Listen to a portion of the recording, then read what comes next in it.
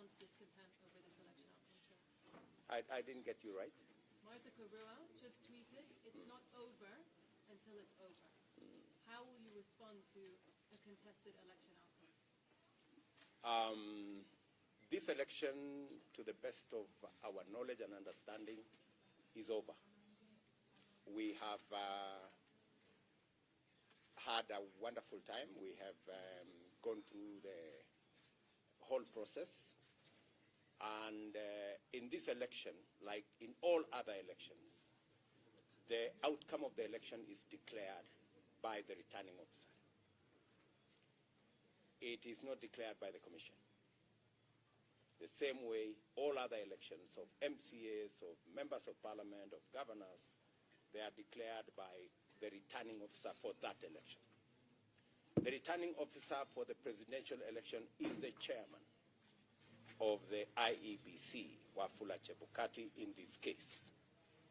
And Wafula Chebukati has discharged his constitutional responsibility and declared the results of the presidential election.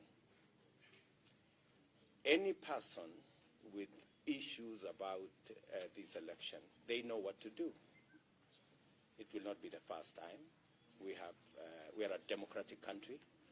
We have built robust institutions that can undertake the resolution of any issue if anybody has. Whatever person, whether they are the other commissioners or other Kenyans or my competitors, whatever issues they have, they know what to do.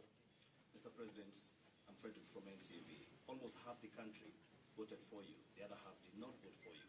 What are you going to do to the other half? Are we going to see a new handshake? I think when you go to an election, the outcome is did Kenya. In this case, the people of Kenya have voted for me as the 5th President of the Republic of Kenya, an honor I don't take for granted. Like in all other democracies, Kenya is not an exception.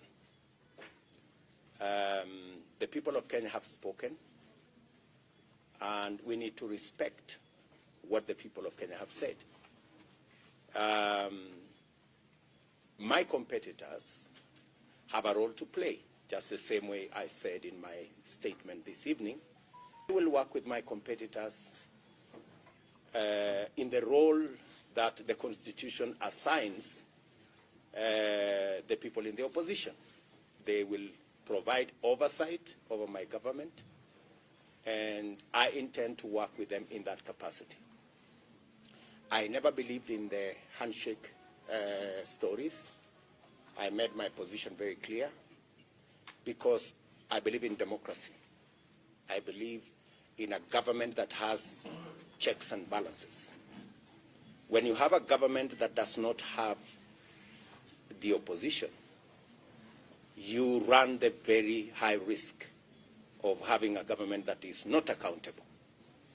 Precisely what we have seen over the last 4 years, that we have had a situation where people who are supposed to be in the opposition are actually running matters in the executive. And that is why the people of Kenya voted for me and my team. They want a government that has checks and balances, and they want a government that is accountable. They do not want a mongrel of a government that nobody knows who is in the executive, who is in the opposition, who is doing what. I think the people of Kenya want clarity because we are Democrats. And for the record, in this election, just to answer what you have said, if you look at our TV screens, the celebration is across Kenya. Because I got 25% in 39 counties out of 47 counties. That tells you that our support base and the people who voted for us are across Kenya. So there will not be any part of Kenya that will be left behind in our administration, because we believe in an inclusive, democratic, progressive government. And that is what we intend to assemble. Mr. President, have you had any conversation? Relax, don't relax. Don't. I'm here. I'm not. Yeah. Yeah. A quick one. You talked about the support that the president has given you in the last 10 years. Has he commented to you about your victory? And number two, what is going to be your immediate assignment now that you've been given that mandate? I haven't talked to Uhuru Kenyatta, our outgoing president, but I am sure there will be a conversation, because now I am the president-elect, and there has to be a transition. And in that transition, I am sure there will be a discussion between the current president and myself, either at the transition committee situation, or I am sure that at some point this evening, maybe tomorrow, we will have a conversation. Again, as a Democrat, maybe I should disclose that this morning I called my competitor, the Honorable Raila Odinga, and I had a discussion with him. And we agreed that whatever the outcome of this election, we should have a conversation. He had offered in his statement, his closing statement in Kasarani, that he would be available for a handshake, you remember, and available for us to have a cup of tea, because there are areas we can agree on moving the country forward in the context of those of us who will be running the executive. And I'm sure my competitor will take up his role and his team as the opposition, so that we can see how we can move the country forward. The second question. Let me listen to the lady. The lady first. Thank you, sir. My name is Leila. I'm from NTV. Yes, Leila. At the moment, we see celebrations, but we are also aware that in certain areas there are protests against your declaration of being the president-elect. At this particular moment, how do you speak to the entire country in your vision of uniting the people who have a past of being disenfranchised? As I have said, my support base and the people of Kenya have raised the bar on leadership of Kenya, have voted for a plan, as we christened it, or a manifesto, or an agenda for that matter. And if you had the discussion in the campaign, it was our issues versus our competitors' issues. And we intend to keep it that way. And for your information, if you looked at my position about 3 years ago, I actually made the declaration to the people of Kenya that this election, we are going to make it not about leaders, but about the people. Not about power sharing, but about empowerment. And not about positions for us as leaders, but about jobs for ordinary people.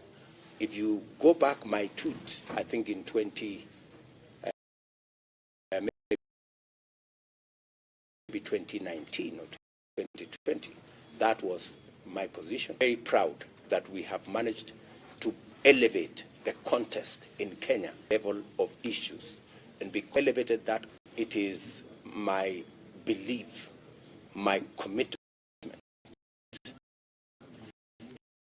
and my undertaking to the people of Kenya that we will have an all-inclusive by way of representation and by way of making sure that we roll out our programs across Kenya.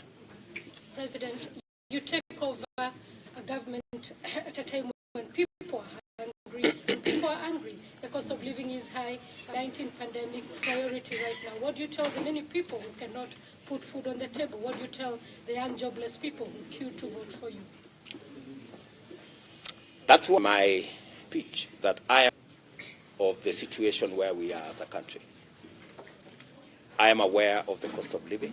I am aware of the situation with the young people of our country. And that is why I made those very pertinent issues part of my campaign and part of my platform and part of what we intend to do as an administration.